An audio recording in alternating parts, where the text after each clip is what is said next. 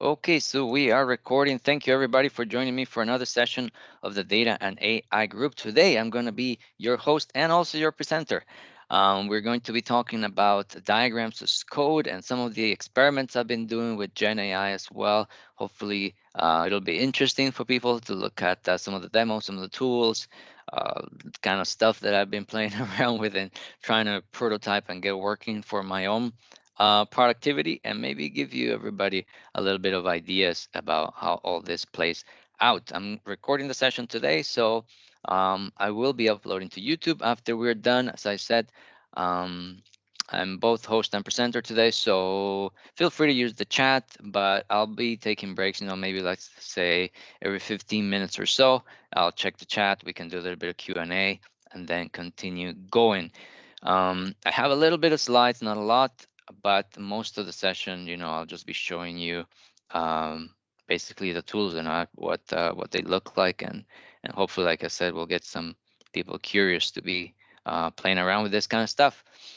Um, we have, I think we have another session scheduled as well for in a couple of weeks. We're going to be talking about M and Power Query, which is also inside not just of Power BI, but now also one of the main engines inside Fabric. So that's going to be a good session coming up.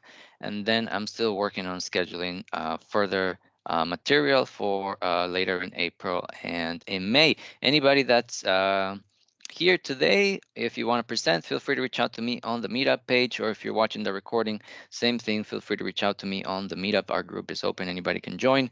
Send me a message if you have something that you would like to present to the group.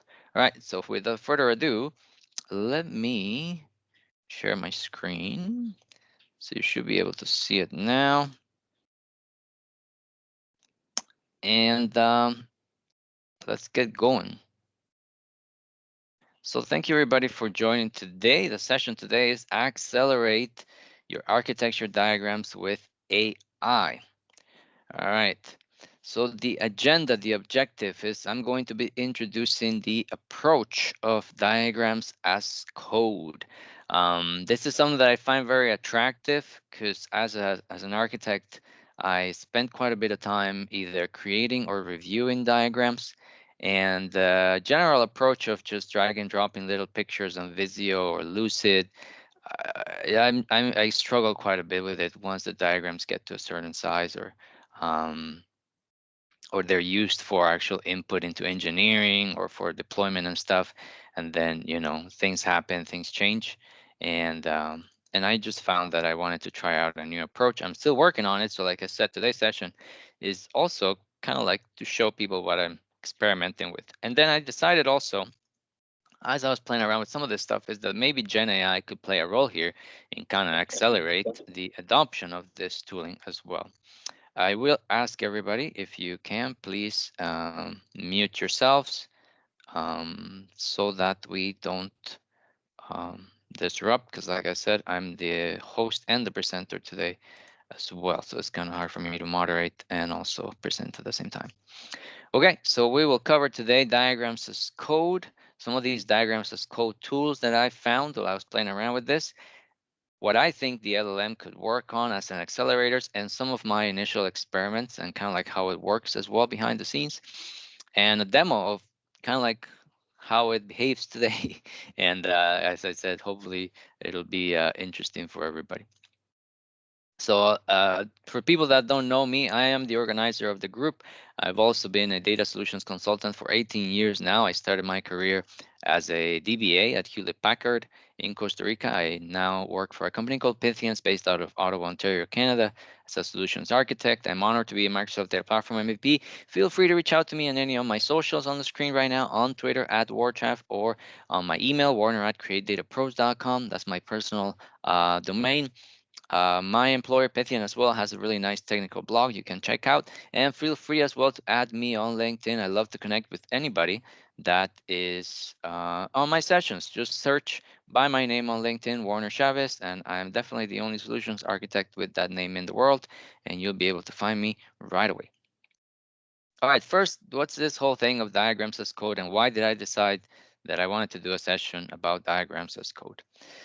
So my issues with diagramming tools in general, going all the way back to, Visio I've used quite a bit, and nowadays I also use Lucid a little bit.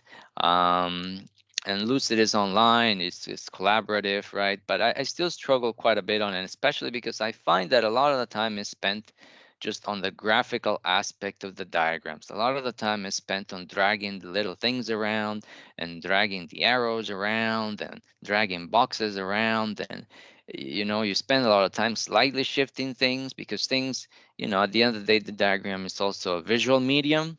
So if it doesn't look aesthetically pleasing, it doesn't communicate as well. If you see a diagram might represent a great idea in terms of architecture, but if it looks ugly, then it turns people off in general, right? And they're not going to want to look at it. So a lot of it might be just slightly shifting of things around, right, to make something line up with something else. And I find a lot of time is spent on that, which doesn't really apply to technical work, right? And then the best part is that you spend all your time putting all the little images, all the little boxes, making everything sure everything looks nice and pretty. And then change comes, and then you're like, oh man, now I gotta like make the box bigger, and I gotta move the image down, and I gotta move the arrow here because now it's crossing with something else, right? So it requires a lot of relative work. What I mean by relative work is that the amount of work that is required for a small change can be quite big depending on the layout of your diagram. And again, this is the physical visual aspect of the diagram, not the actual technical architecture thought process in the diagram, right? So that's one of my main issues with diagramming tools. And then the other one, to put the cherry on top on my issues with diagram tools, is that they're not particularly good at integrating with the rest of application tooling, whether that is like DevOps processes or automated documentation or things like that.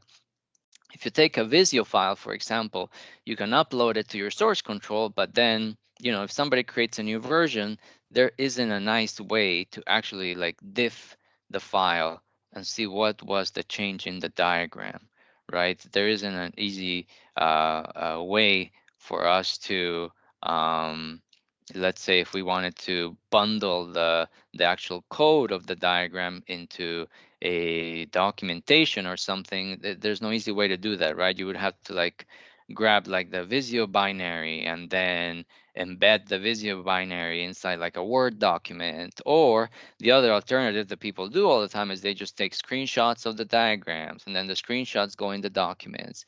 And then you try to like zoom into it and the diagram looks really ugly. Otherwise, you have to save it into like a high resolution diagram, and then the file sizes get really big. Oh, and all these other issues, right? All because at the end of the day, these older diagram tools are treating the diagrams just as pictures at the end of the day, right? So that's something that doesn't integrate well with the rest of the app tooling. So on to that, I started to think about this, and I thought, well, I can't be the only person that thinks this is an issue and this should be improved.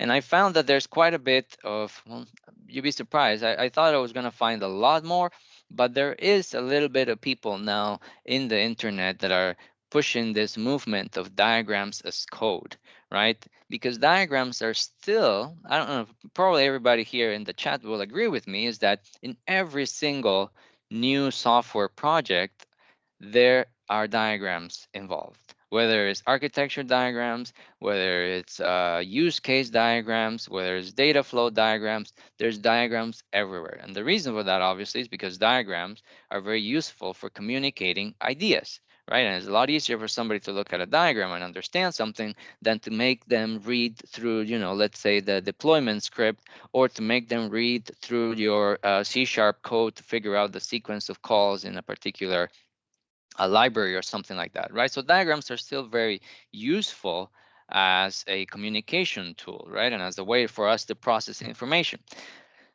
But again, they are not treated as any other part of the software project artifact, except, if we start to treat them as code. So the idea of diagrams as code is that they are part of the software project, just like any of the other artifacts. And instead of being, either binaries or just images, they are code, and then we generate a visual based on the code, right? So the diagram will be generated by writing some kind of code. Now, this is one of the pieces where I'm going to share some tools with you, and everybody can go on their own and then play around with some of them. One of the main issues I found is that um, these diagrams as code vendors, everybody's coming up with their own definition of what the diagram should look like when it's codified, right? There isn't like a standard. So you kind of have to like pick one and go with it.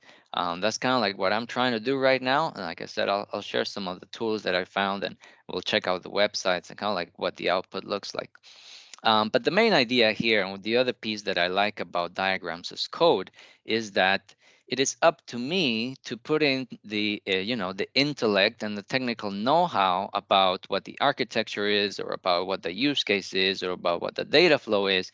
But then the tool underneath that processes the code is the one that works on the visual aspect, right? So diagrams as code, you produce what you want the diagram to represent as code, and then the tooling is the one that arranges what the diagram looks like. So this is again something else that I really like about the idea about diagrams as code, because remember when I said one of my main gripes with the whole diagramming thing is that every time you have to be dragging little boxes and dealing with all this visual aspect of the diagram, which is not really something that represents our technical knowledge, right? And somebody might be really good at architecting, they might be really good at the defining data flows or defining use case flows, but they're just not good at the visual part, right? And then somebody might, they might be punished.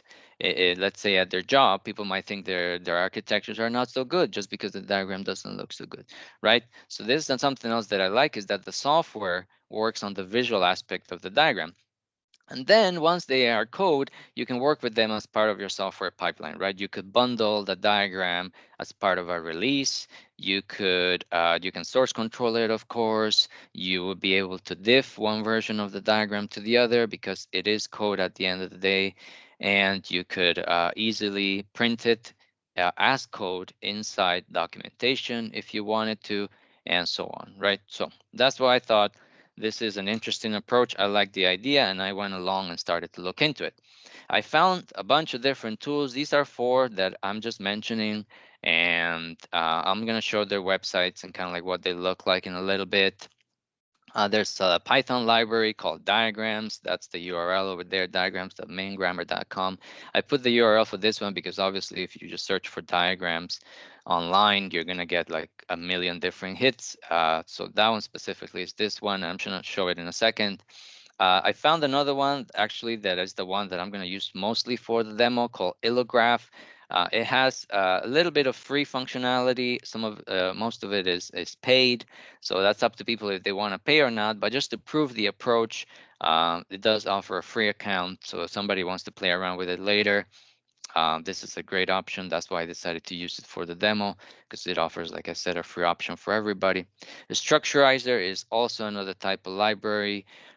It generates a bunch of different types of diagrams, and I didn't play around with this one as much, just because I don't know. Maybe I could spend more time to try to play around with it. I got more like, once I found Illograph and I started to go down the Illograph rabbit hole, then I pretty much stayed there. But I found a couple of other ones if people want to check them out. Structurizer, and another one that's called Eraser as well. Even though Eraser seems to be more of a graphical thing, but that you can export them as a code as well. So I don't know. We'll see what I end up sticking with. But I'm gonna show the different tools. And like I said, Illograph is the one that I went down the furthest, and is the one that it offers a free tier as well. All right.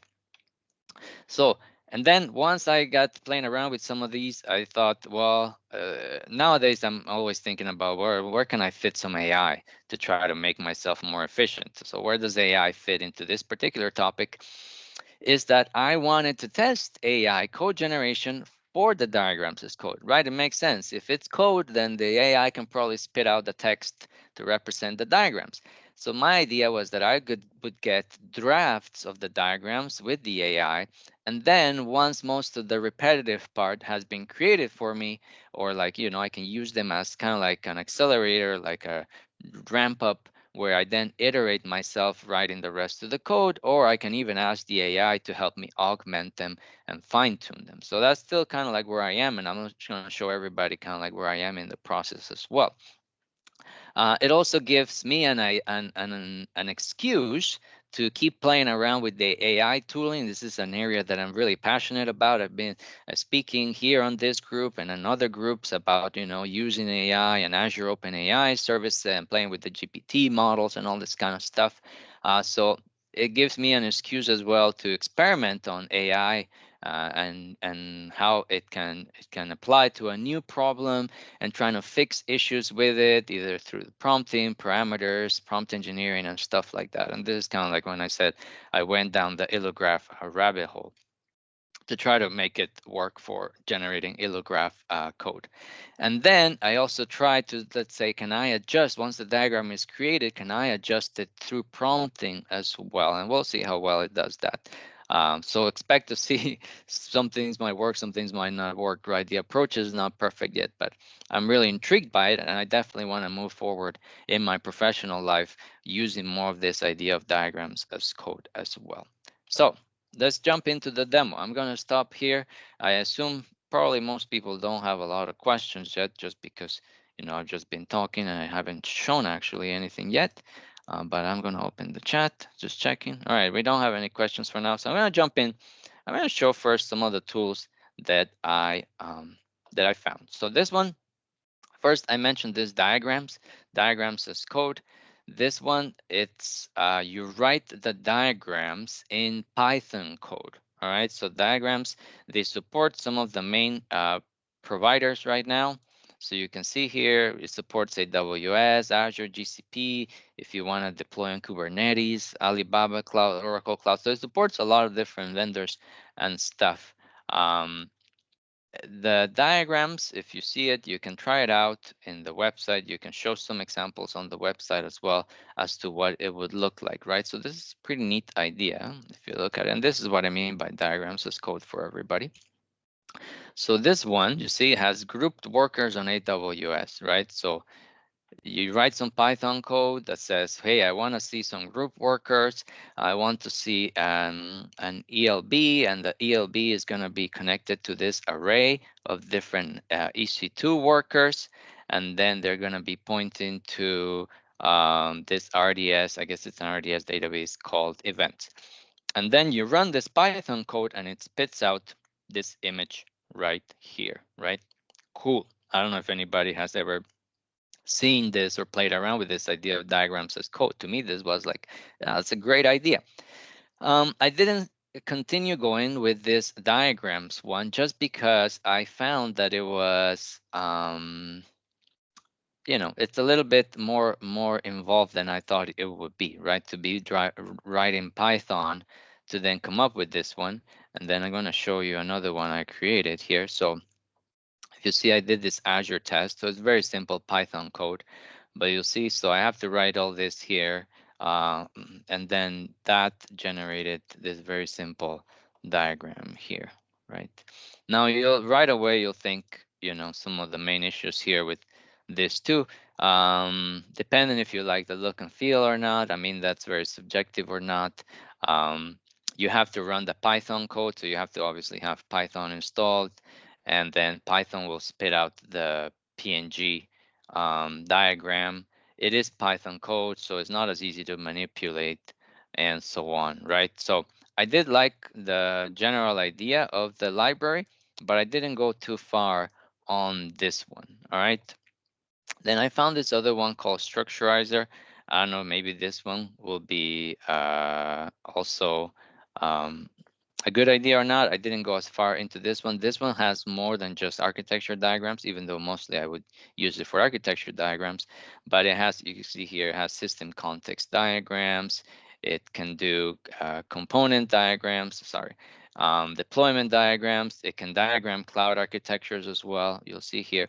And it uses its own domain language here. called the structurizer DSL, right? So if you see here, same thing, I'm going to zoom in here for a sec. You see here on the side, right? So you define the model, you say what it is, there's a user, that is a person type, a software system here. You say, well, the user is connected to this by this uses label, which just writes down this arrow here, right?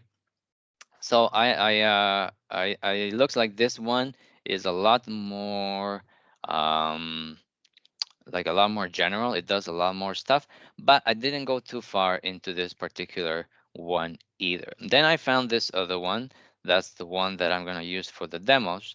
That is called Illograph, and I liked the Illograph for several things. One is that it has an actual cloud environment that you can use to edit, and it has a free tier that you can use if you want to just play around with the idea. And then if you decide, obviously, you want to use it for real purposes, then you can pay if you want. And it wasn't too terribly expensive. I think the pricing online, if you just want to get going, um, it was $20 per editor per month. But it does have, like I said, online for free, unlimited private diagrams, unlimited public diagrams, unlimited diagram size.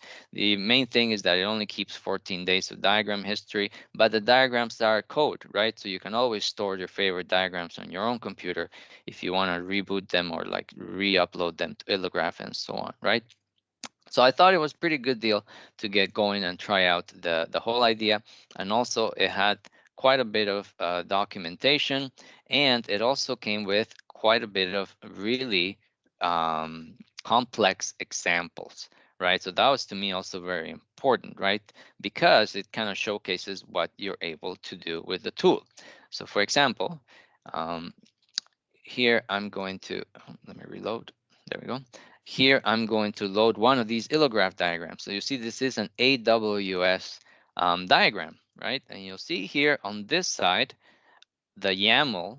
So this is something else that I liked about this particular tool is that the output was, or the code requirement was YAML, all right?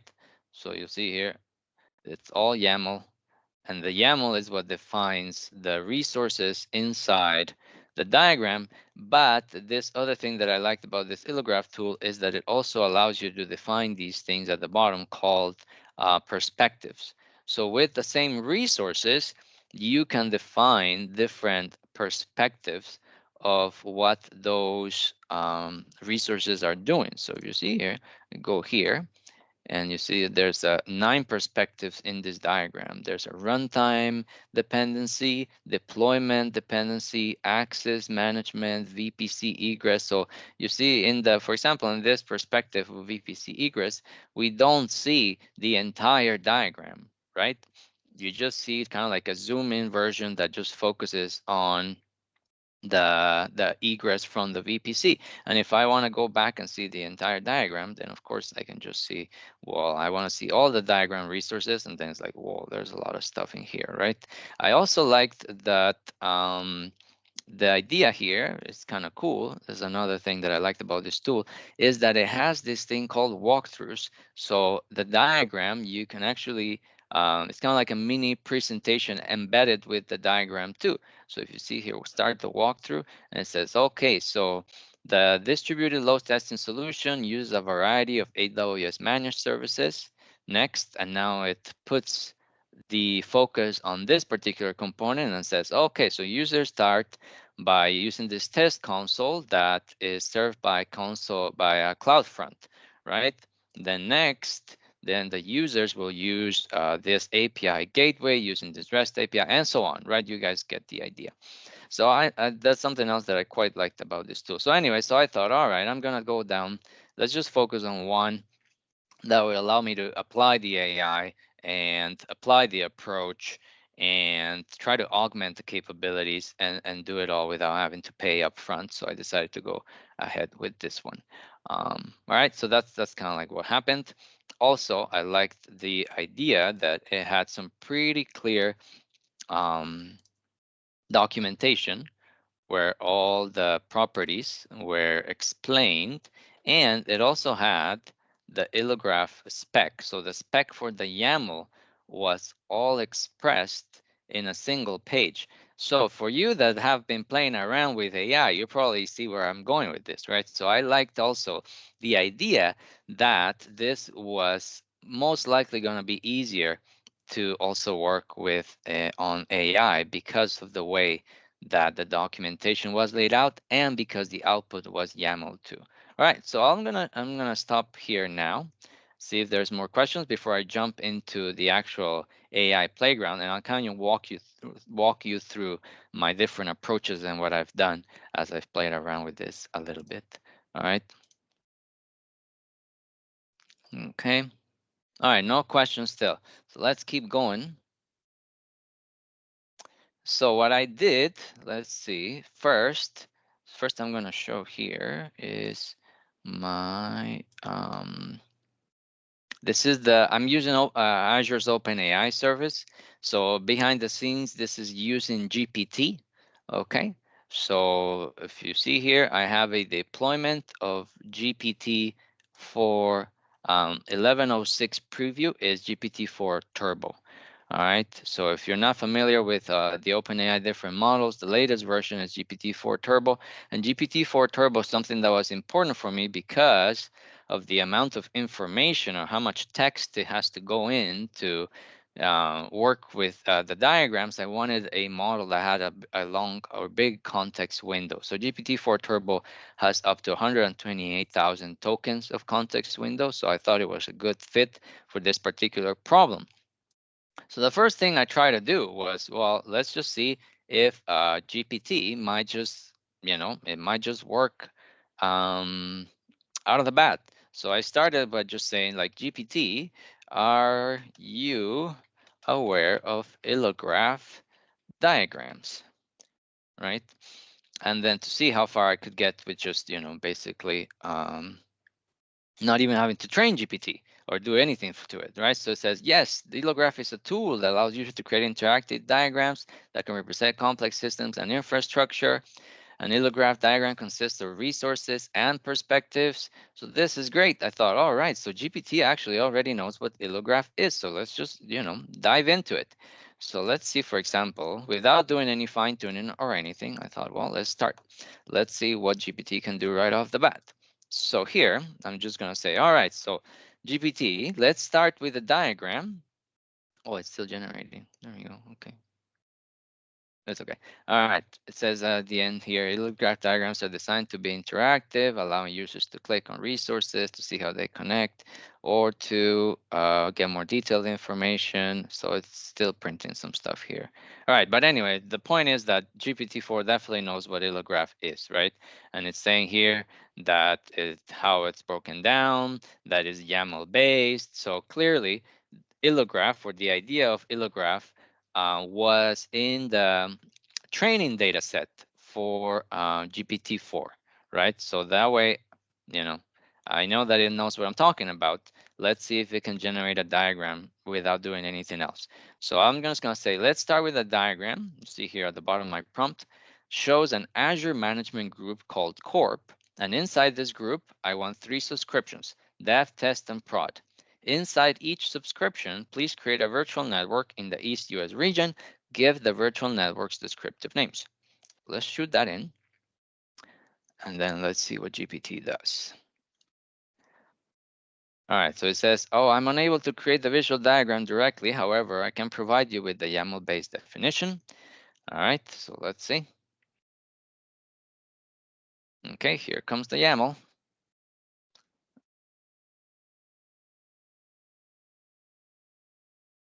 Okay, so it's printing.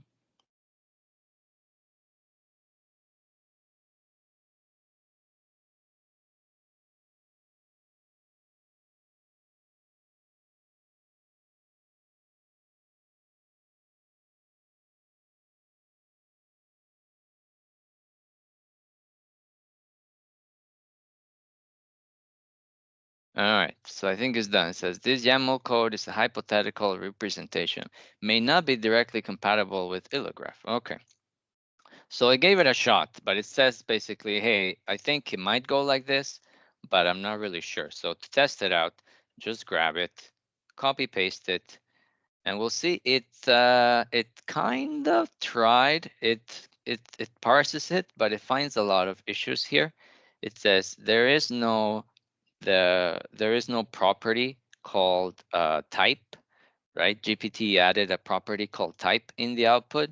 There is so the illograph parser is basically saying, well, I can recognize that you're trying to create these resources, right? Corp, dev, test, but I don't know what the type of the resources are. And so I see that you're trying to create a perspective called Azure hierarchy, but I don't really understand what you want to see in this perspective. So all that to say is that GPT gave it a shot, but it doesn't seem quite like it can really generate the illograph code right off the bat. So then at that point, I thought, well, yes, I guess this could be expected.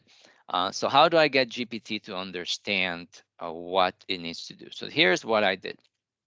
I did two approaches. I'm going to show you right now what I did. One is a lot simpler than the other, and so far it looks like the simpler approach is the one that is working better. So I'll show everybody what I did. So one thing I did, one approach was I wrote a big system prompt for GPT. I'm going to open it with Notepad++ here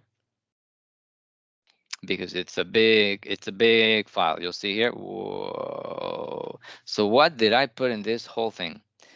So first, what I did was I set a persona for GPT.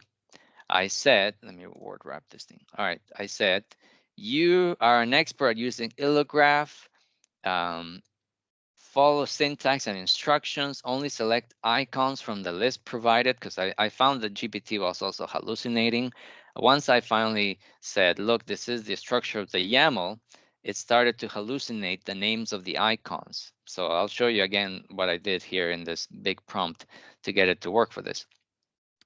I said, okay, it's very important for YAML also to pay attention to indentation, because I found that it was also missing out on the indentation as well. And then remember when I said, oh, this illograph, it has the entire spec in one page, right? So I literally pasted the whole illogram spec on the system prompt. And again, this is where having a big context window model like GPT-4 Turbo really helps out. So I literally put the whole thing in there. And not only that, but remember I showed that really complex AWS diagram. So I also said, okay, this is the end of the specification. Now here's an example that uses AWS services and icons, but the same structure would apply to Azure, because I'm going to use it to create Azure diagrams.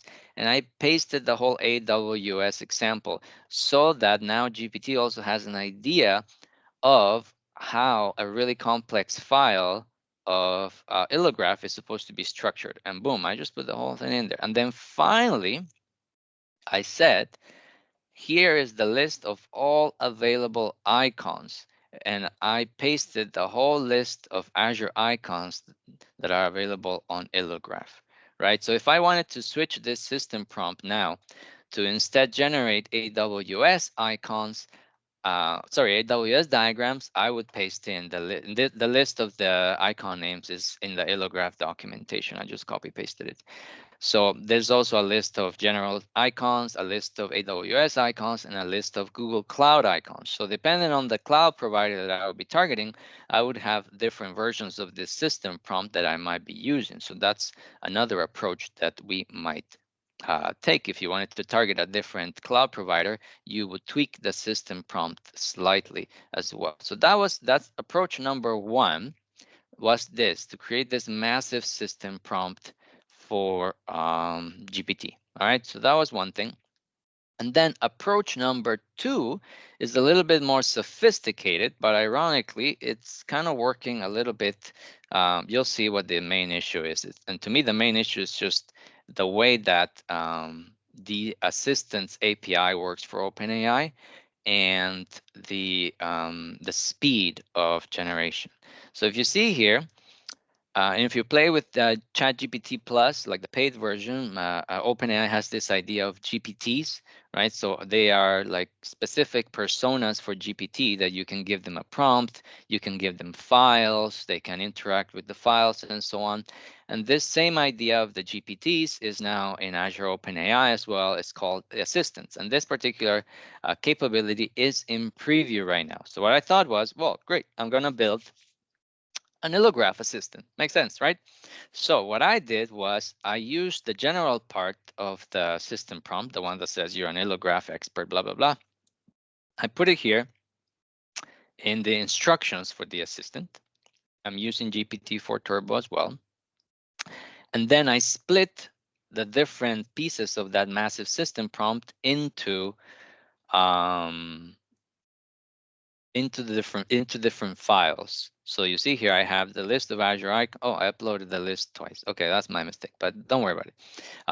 So I uploaded the list of the Azure icons in a file, the list, an example, that big AWS example in another file, and I uploaded the illographic spec in a separate file, right? So altogether, I had these files, um, and and I had this other, the system prompt just for the instructions, right? So instead of having one big system prompt that had like, hey, the persona, then the AWS example, then the list of all the icons, instead I just have the persona in the instructions, and then I give everything else as files, right? The spec, the icons, and the example, okay? And now I'm going to show you what happens with this approach, and then I'm going to show you what happens with the big system prompt approach. So I have the prompt already open here. Let me just copy paste it. Hopefully there's no issues with the OpenAI service right now. This is a live cloud demo on a preview service, so please bear with me. But let's see. So I'm going to say, let's start with the diagram. Shows the same thing. Azure Management Group called Corp. Inside the group, I want 3 subscriptions, dev, test, and prod. Inside each subscription, create a virtual network in the East US region. Give the virtual networks descriptive names. Use the files provided to understand the specification of the YAML, the structure using the example, and the list of the icons available. Finally, create the code as a YAML file I can download. I can do that because I'm using code interpreter. And then let's send that in. Hopefully, like I said, this works. If not, might need a little refresh of the browser, but let's see. All right, now keep in mind the assistance is in preview, and also we are using code interpreter. Code interpreter will run code in the backend based on what the AI is trying to do. So that's one of the main issues that I found as well with the assistance approach, is that it is definitely slower than just talking to GPT. So you see here now it's triggering some code in the background. Code interpreter is starting to execute, and then in a minute is going to tell us what is the first step of code interpreter. You just gotta be patient here. All right, so I'm just gonna show here. It might have to do multiple steps of code interpreter as well as it's working through it. All right.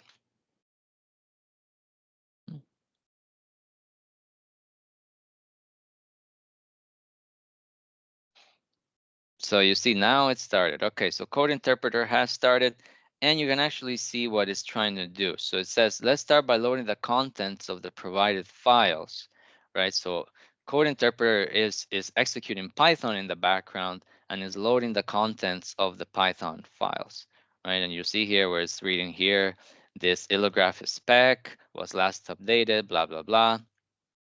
All right. And then look, now it's running another step of code interpreter. It says search for relevant terms in the icon list to find the icons that I need to use for the AI. So you see it's found the name of the icon for Azure Management Group, the name of the icon for a subscription, the name of the icon for a virtual network, because those are the 3 components that we're using so far in the diagram that we asked for, right? And it's still working on it. So it was able to open the 3 files, look at the contents inside. Now it was able to search for the relevant terms in the icons list to find the appropriate icons. Notice again, I didn't code any of this, right? I'm just using GPT-4 Turbo. I used the system prompt. I provided the files with the spec, the icons, and the example of the YAML. That's all I've done so far. It was able to figure out, after looking at the files, that it needed to search for the right icons inside those files. And let's see, the last step of code interpreter should be actually printing the YAML in a separate file for us to download. Now, you'll realize here the system is in preview, and and it does take quite a bit to run the code interpreter steps, right? Obviously, in this case as well, I'm just asking for a very simple diagram. So, the juice might not be worth the squeeze. I could have created this diagram by now by myself. Um, but again, it's to prove out the tooling, prove out the approach, see if it works. Okay, so it's actually done. You see here, I can download it. It created the file for me. I can download it. All right, it says you're ready to go. Let's see. Well, let's click on it. Downloaded it. Open it. Let's copy paste this bad boy and see what happens. All right, where's my illograph? Up here. Boom. Okay. So there seems to be a problem here. Import diagram. This import seems like is not necessary. All right. And we have here the the diagram. Now you'll notice here something interesting is it did get the indentation and the hierarchy right? You see here, corp is correct. This is the management group. The management group, right, is supposed to own the 3 subscriptions. So you see here dev, right? That's right. Dev is a subscription, prod is a subscription, test is a subscription, and the VNets are here as well. But you'll notice that the icons are missing. So it seems like it didn't get the icon's name right. Let's see what happened here. So let's see, for example,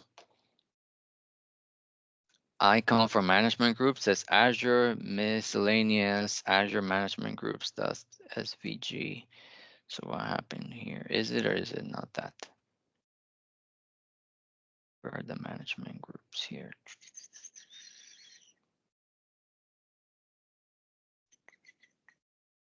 Let me find it here. Let's search for management group.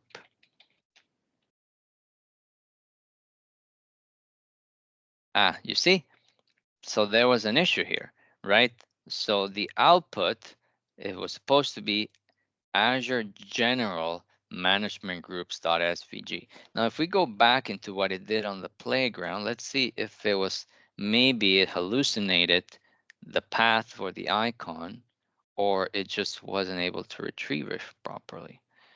So you see here, it says search for the relevant terms. And here, right off on the code interpreter step, it seems like it did not get the icons right. Most likely what happens here is because the files are pretty big in terms of lines. So then what the code interpreter does is that it doesn't read the entire content of the files, right? And then it's not able to actually get the real name of the icons. Because if I look at the list here that I fed it, you'll see here, it's AI, Azure General, right? So you see here in the file, it is actually correct. So this is the other issue that I found with the Assistance API, is that code interpreter kind of like peeks into the files, but it doesn't really grab the whole content. And once it's time to continue on, it hallucinates, or it can hallucinate some of the details that it didn't see, it necessarily see in the file. So this is kind of like what happened here. And now we have the same issue that even though the information's there, I wasn't able, sometimes it doesn't look, get all the information right because of this, because the files, it doesn't read the entire contents of the file. So that's an issue I found so far. So it gets you kind of close, but not quite there. So all that to say is that I found that, let me clear this chat.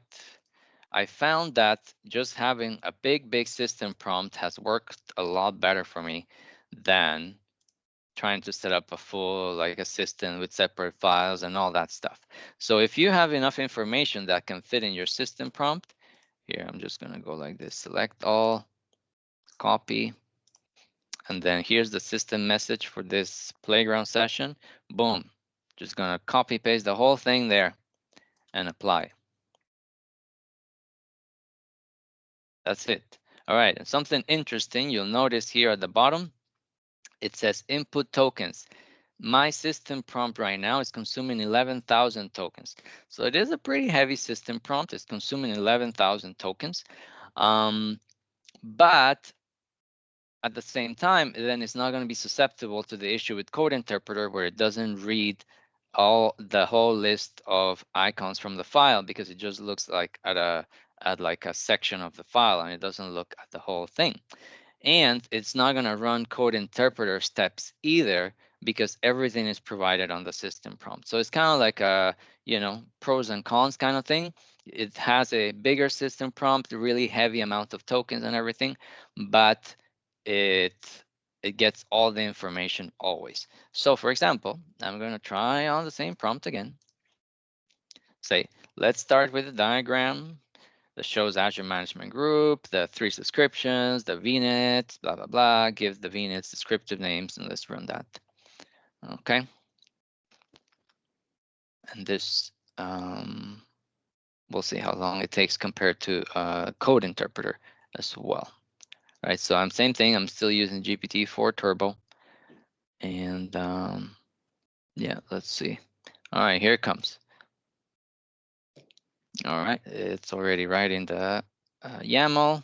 Let's wait for it to finish. So far, if you see here, the icon, it got the name right? It wasn't Azure miscellaneous, that fabricated path. I got it close. It figured out that it was Azure slash something slash management groups, but it didn't get it exactly right. All right. So let's copy paste it. I think the generation's done. So let's remove this. And let's paste the new version. Now we got it with the icons, right? So now it was able to really find the proper icons. You'll notice as well that it was faster because it didn't have to run through code interpreter steps, and actually you run Python on the back end to figure out the list of icons or anything. It's all provided in the system prompt. And now I can say, for example, I'm gonna copy paste another thing that says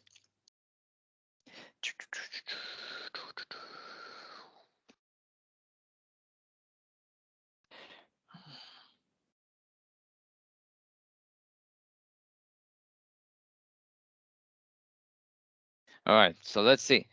It says, excellent. Now let's modify the diagram. Inside the dev virtual network, let's create a storage account, function app, and also SQL database. Let's also add a perspective with a walkthrough that shows how a file lands in a storage account, then triggers function app, finally stores the metadata in the SQL database. Boom. Let's see what it does now as well.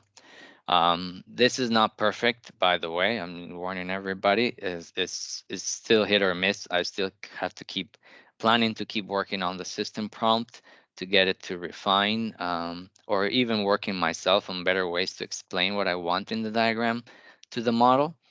But let's see what it gets right and what it doesn't get right. So it's rewriting the YAML now, and it should be adding 3 more services into the dev virtual network. So we'll see. So we'll see here now the dev VNet has children, the dev storage account, dev function app, and the dev SQL database. So that it did properly. Now added a new perspective. We'll see how that works. I think it's done.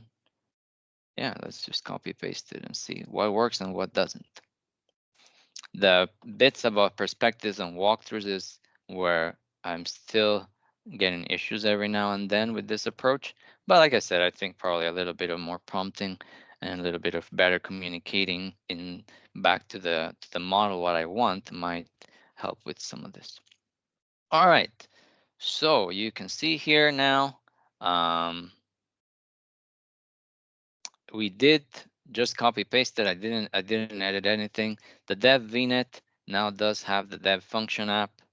It does have the dev SQL database. It does have the dev storage account. The icons were correct for those as well. It did create a perspective called data flow. If you see here, it did create the walkthrough. I'm pretty happy about this actually. The demo one shot, it didn't give me issues this time. So this every now and then I have to correct a little bit of the YAML for this. But if you see here, then it's basically created the walkthrough here as well. It says this perspective shows the flow of data from a file being uploaded to the storage account, triggering an event that is processed by the function app, which then stores the metadata in the SQL database. You'll see here added the relationship of the dev storage account, triggers function app, and then it added the relationship here where the dev function account stores metadata in the SQL database. Let's see if the walkthrough, oh yeah, the walkthrough actually created the steps. Number one, a file is uploaded to the storage account, which is set to trigger an event when new files are added. Next, upload event triggers the dev function app. Next, once the file is processed, metadata is stored in the dev SQL database. Boom, all that with the prompt. So that's the end of the session. Questions, everybody? I'm gonna leave it now here before before anything else breaks, and that's because I'm really happy that actually worked out of the first shot. So that's amazing. All right, moving into the Q&A. How much does it cost to use Azure OpenAI Studio? Depends on what you're doing. So let me. That's a great question. Depends on the model that you're using. The models are paid per tokens, and there's a different amount of money per token depending on the model. So if you use let's say a GPT 3.5, it's cheaper than using GPT 4. GPT 4 Turbo is a little bit cheaper than using GPT 4 because the turbo models are usually more economic. That's the one I'm using right now. So it's usually cents per some cents per token, right? If you're talking about let's say you're doing the whole thing like I just did, 11,000 tokens. I think it's I don't know, it could be something like 11 cents or something like that. I'll have to look at the pricing. Let me see. I actually have the browser open here. Let's see. Azure Open AI pricing. You can check it out right now. It's good questions. All right, so it says per 1,000 tokens of GPT-4 Turbo is 1 cent US. So if my system prompt is 11,000 tokens, let's look at this whole thing. So I generated this whole diagram on a conversation. That's a great thing. We have the example right here. The conversation I just had with this GPT was 12,000 tokens. All right. So if it's 1,000 per 1,000 tokens, 1 cent. Mine was just 12,000. Then basically the demo that I just showed you guys is going to cost me 12 cents US. All right, there you go. You mentioned preview. Can you clarify what you meant? What the process is like and for what? Yeah, the assistants are in preview. So the assistants is where I showed the whole thing with code interpreter. That was like my first approach where I try to be a lot more sophisticated and fancy. But that approach, it didn't really pan out that well because of the issues that I just showed, where it was kind of slow and it was still hallucinating some of the details to make the diagram. So I ended up just using the regular big system prompt. Just literally copy pasted one big system prompt, and that's not in preview. That's just using GPT-4 Turbo. And you just need to be in a region where you're allowed to use GPT-4 Turbo. That's all. The assistance is in preview. See this here? It says right here, preview. That's the assistance. The assistance, you're allowed to not only give it a system prompt, but you can also use the code interpreter, which is the one that runs the Python behind the scenes, and you're allowed to give files to the GPT as part of your interaction with it. But like I said, for this particular use case, or maybe it's also because it's in preview, I found that the code interpreter didn't get like the relevant parts of the documents, and it was also kind of slow. So that's what's in preview, is the code interpreter. All right. Thanks for the great demo. Can you share the resources notes for us to try it out? Yeah. So what I'm gonna do, that's a great question. I was gonna offer is I'm gonna on the meetup page for the event, I think you can upload or attach files to it. I'm going to share the system prompt that I created, and then you just have to use that system prompt when you're playing around with it. Illograph itself, if you want to play around with Illograph, just like I was doing on the demo, it is free. You just have to go to the Illograph website. I'm going to show it again. It is illograph.com. See right here, illograph.com. So you can create a free account. It has the, the limits that I just mentioned on the thing, but, just to play around with it is fine. All right, can I clarify the difference between assist versus the first page on where you were prompting? Yeah, sure. So the assistance API is a separate API from the general chat API. So you see here what this one says chat playground. The playground is just a web portal for you to literally play around with the agents and see if they behave the way you want them to behave, and different parameters, test out different models. So the chat API is the API that has existed for a long time and is not in preview. You see here it's not in preview. However, on the chat API, you have two options. You either pass in a big system prompt, or you can add your own data where Azure will index your data and use Azure AI search and a bunch of other more expensive things, but they are definitely more sophisticated. That's the chat. All right. There's different playgrounds. The other playground that is kind of like fits for the problem that we're trying to solve today is the assistance. So the assistance playground uses the assistance API. The assistance API is a newer API created by OpenAI, and Microsoft has it available now, but it is in preview. All right. So it might show up in your web portal, it might not. I have it on my web portal, but I also have an account that's linked to my Microsoft MVP. So I think, they give me access to the preview stuff. Maybe it's faster or not. You have to check it out on your own. But for this particular use case, when I tried the approach of the assistant, which basically is to, instead of creating one giant system prompt, you would split the information in files, and then you would use the code interpreter to look at the files.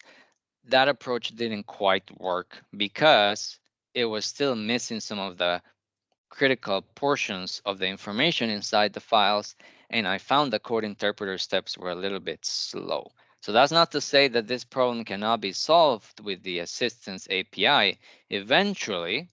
It's just that for me today to be able to come in and use this and also demo it to people, I felt like I was getting a better experience and better solutions by just using the chat API that's just available, is not in preview, and just putting in a lot of information in the system prompt.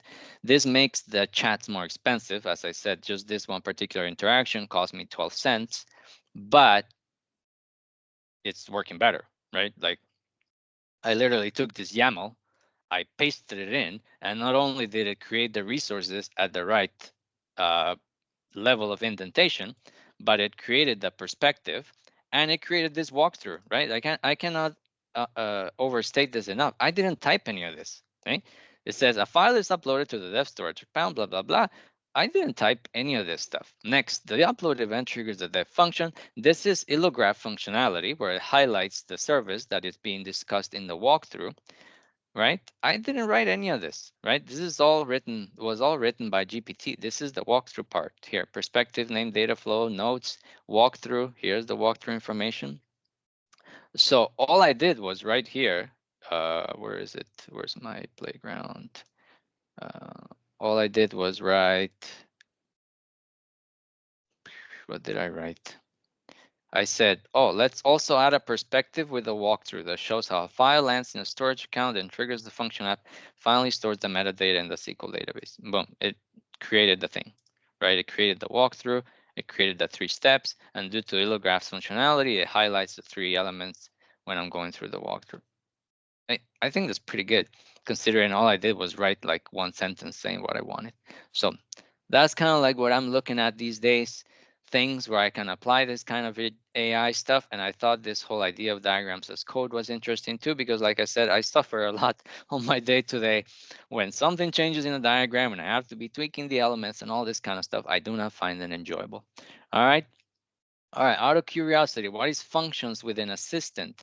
Yes, so functions is you can, no worries, we can satisfy your curiosity. Let me see, where is the playground? Here it is. So functions is that you can specify other functions for the assistant to call. You see here it says add a function, describe custom functions for the assistant to call. The assistant would output the function arguments, but would never run the function itself. All right, so you're thinking, well, this is not very useful. So the assistant is going to tell me how to call this function, but it's not going to call it itself. No, so the idea here is that you would chain the assistant with like your own web app, for example, or your own API or something, right? So you would use the LLM to generate the function calls for something else, right? So you would call the LLM, get back the definition of the function you want to call, and then you would call it on like another separate API call, right? So the idea of the function calling is to use the LLM to help you chain different calls to different APIs, right? But the LLM, as it says here, the LLM does not run the function itself, all right? I believe using code interpreter, I don't know like what the safety guardrails are here on this playground. I don't know if code interpreter might be able to call the function on your behalf if you were to give it the information, like the actual URL of the function and everything. If it's a public function that doesn't have to get authenticated, I mean, there's a lot of things, right, that need to happen, whether it can see it from the network. I don't know if code interpreter has access to the internet. I assume it does not, but I haven't played around with it. Okay. Files, what file types can we upload? Sure, I can show you that too real quick here.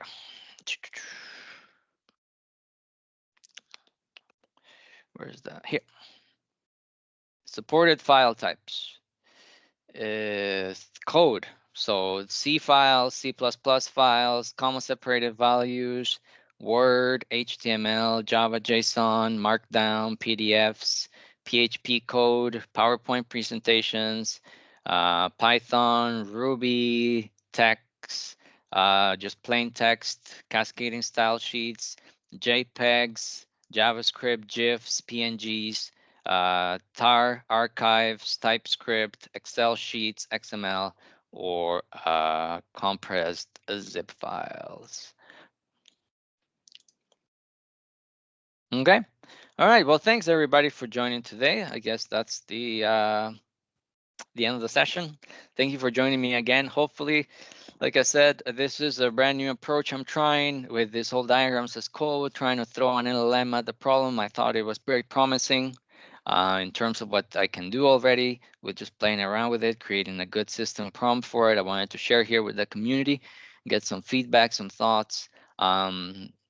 Main goal hopefully is that some of you will go out and just play around with this yourselves and see what you can think, even if you just play around with the diagrams as code idea without using the AI. Really, you don't have to use the AI. I just thought I would add some of it because it seemed like a problem that I could probably accelerate with AI as well. All right, I will be uploading the session to the YouTube. Everybody have a good rest of your day, and until next time, bye bye.